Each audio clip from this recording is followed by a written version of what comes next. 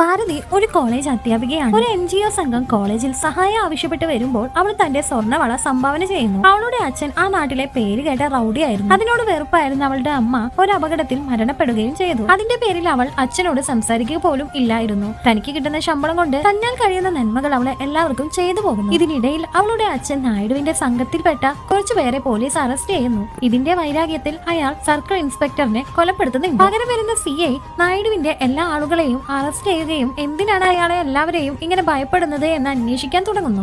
യഥാർത്ഥത്തിൽ നായിഡു തന്റെ ഭാര്യയെയും മകളെയും കൂട്ടി തങ്ങാൻ ഒരു ഇടം പോലും ഇല്ലാതെ ഈ നാട്ടിലെത്തിയതായിരുന്നു. ആ നാട്ടിലെ ജനങ്ങളുടെ കണ്ണിലുണ്ണിയായിരുന്നു ചിന്നറാവു. ആർക്ക് എന്ത് പ്രശ്നമുണ്ടായാലും അതിലിടപെട്ട് നല്ല നിലയിൽ തീർപ്പാക്കി കൊടുത്തിരുന്ന അയാളെ എല്ലാവർക്കും വളരെ സ്നേഹമായിരുന്നു. എന്നാൽ ഇതൊന്നും ആ നാട്ടിലെ ഒരു പ്രമാണിക്ക് തീരെ ഇഷ്ടപ്പെടുന്നുണ്ടായിരുന്നില്ല. അയാൾ എന്നും ഓരോ പ്രശ്നങ്ങൾ ഉണ്ടാക്കി ചിന്നറാവുവിനെ തലപറ്റിക്കാൻ ശ്രമിച്ചുകൊണ്ടിരുന്നു. ഈ അവസരത്തിലാണ് നായിഡു തന്റെ കുടുംബത്തെയും കൂട്ടി സഹായം ചോദിച്ച ചിന്നറാവിന്റെ അടുത്തെത്തുന്നത്. ചിന്നറാവു അയാൾക്ക് ജോലി ഏർപ്പാടാക്കുന്നു. കുറച്ചു നാളുകൾക്ക് ശേഷം ആ നാട്ടിൽ ഒരു ഉത്സവം നടക്കുന്നുണ്ട്. ഉത്സവത്തിനിടയിൽ നായിഡു ചിന്നറാവിനെ കൊന്നു തള്ളുന്നു. അന്നു മുതൽ അർബറിന്റെ നിയന്ത്രണം മുഴുവൻ നായിഡു തന്റെ കൈക്കലാക്കുന്നു.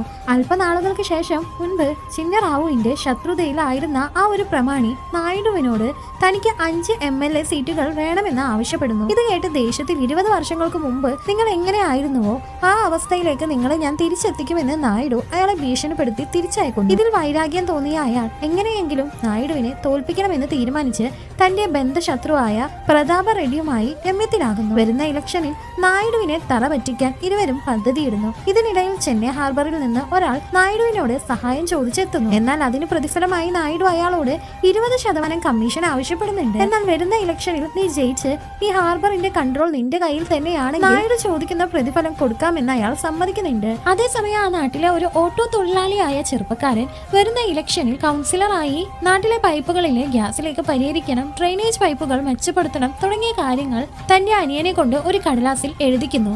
എന്നിട്ട് തന്റെ സുഹൃത്തായ കൗൺസിലറിന് അത് ഏൽപ്പിക്കാണ്. എന്നാൽ നായിഡുവിനെ എതിർത്തുകൊണ്ട് തനിക്ക് ഇവിടെ ഒന്നും ചെയ്യാൻ സാധിക്കില്ല എന്ന് അയാൾ സുഹൃത്തിനോട് പറഞ്ഞ് മനസ്സിലാക്കുന്നു.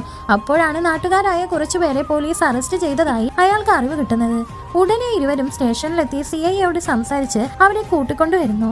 അന്ന് രാത്രി ഓട്ടോ തൊഴിലാളിയുടെ അനിയന്റെ സ്കൂളിൽ സിനിമ പ്രദർശിപ്പിക്കുന്നു എന്ന് അറിഞ്ഞ് കുട്ടികൾ സിനിമ കാണാൻ എത്തുന്നുണ്ട്. എന്നാൽ പരിസരത്ത് തന്നെ ഉണ്ടായ ഗ്യാസ് ലീക്ക് മൂലം സ്കൂളിന് തീപിടിക്കുന്നു.